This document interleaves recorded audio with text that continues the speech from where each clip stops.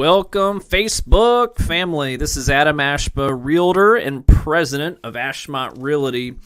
And I want to discuss something that just came out in the Columbus Dispatch affecting landlords. We have a lot of clients that are landlords in the city of Columbus. And it's concerning. Is it fair to force Columbus landlords to accept Section 8, Section 8 housing?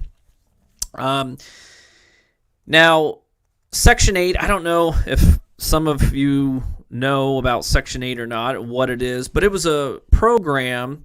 It's actually one of the oldest and longest government programs helping people find affordable housing. And Section 8 refers to the Section 8 of the Housing Act of 1937. So basically what Columbus, and it actually has gone through the process and is going to be passed, but it's basically saying that landlords, you're going to need to accept Section 8 housing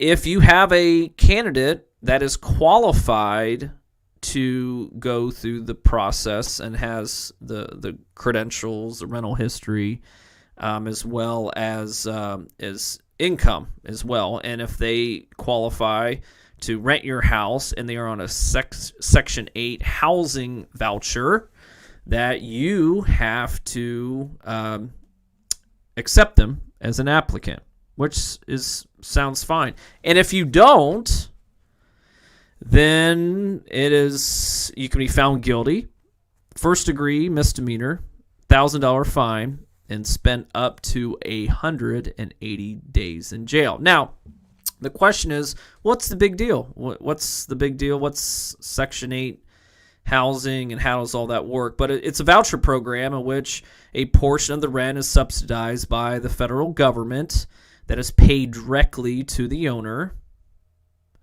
And the other portion of the rent. So, for example, if the rent of a particular unit that the landlord has, say it's $1,000, for example, Section 8 might subsidize $900 of that. So $900 will be directly deposited into the owner's account, right?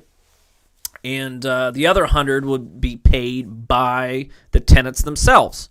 We have clients that deal in Section 8. They love it because simple fact is they get their money guaranteed every single month. They're not chasing down tenants.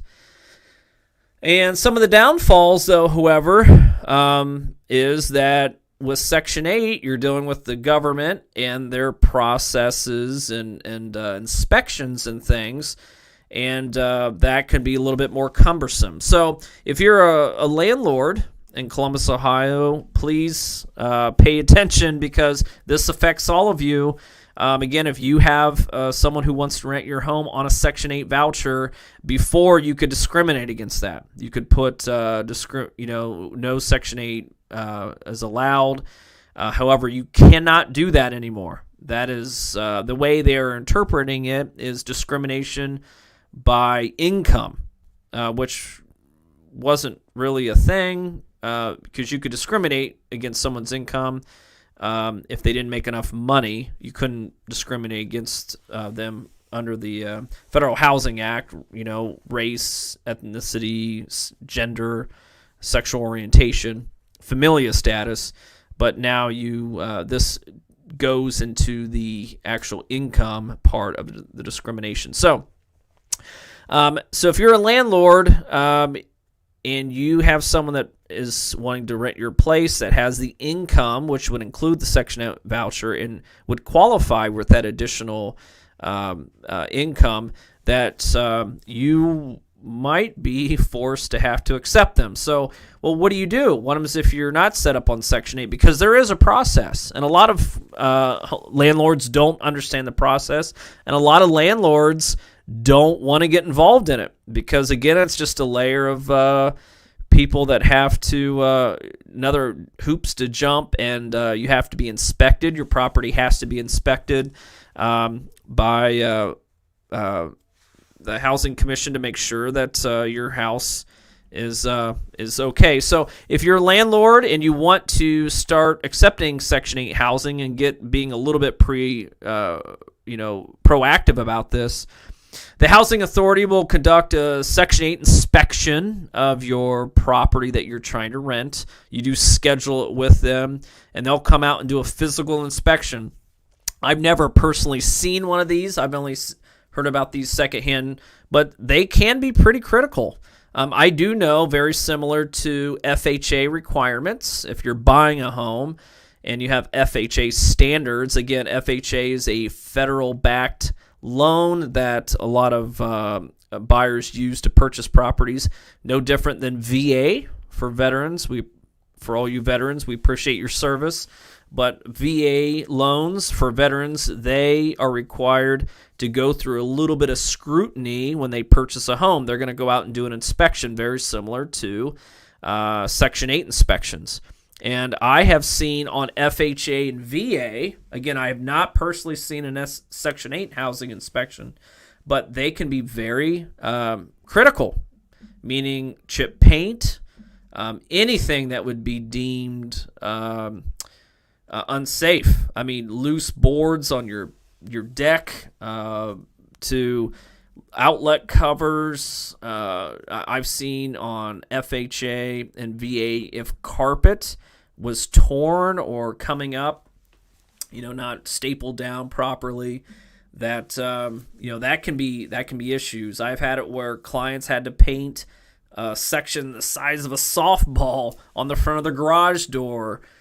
We had a situation in which there was a shed that I actually didn't think it was in that bad of shape. Not something you're going to be working in or whatever, but something you would store a lawnmower or something in. But it was just some of the wood was rotted and chip paint and things, and that had to be torn down before they would approve it. So, but basically, they're going to come out and do a visual inspection and write down a list of items that you might have to repair, replace to get in compliance to receive Section 8 vouchers. They also will want to know that you're charging fair rent. I think that's only logical, that you're not basically gouging the government on the subsidies. So that's it. There is a process to it. Check with your local housing authority if you're interested. I think even if you're not, you better get wise, all Columbus homeowners, because you cannot you cannot advertise anymore that you're not accepting Section 8 housing in Columbus. That was passed on Monday. Some people are a little upset about it. Because they kind of feel that the government's forcing them to go through hurdles that they didn't want to deal with anyhow. Because there are some things that if you're forced to get to Section 8 housing that you're going to have to comply with, and that is you're going to have to keep your property in excellent shape. There's pros and cons with everything in life. So if you have any thoughts or opinions on this topic, please comment below. I'd love to hear from them. I know a lot of clients that love Section 8 housing. I know a lot of clients that said they will never get into Section 8 housing. I don't know if it sounds like now that we're not going to have a choice. So again, put comments below. Love to hear them. Is it great that the Columbus City is forcing people to accept Section 8? Comment below. So this is Adam Ashba, Realtor and President of Ashmont Realty, and we will see you next time. Goodbye, everybody, and have a good weekend.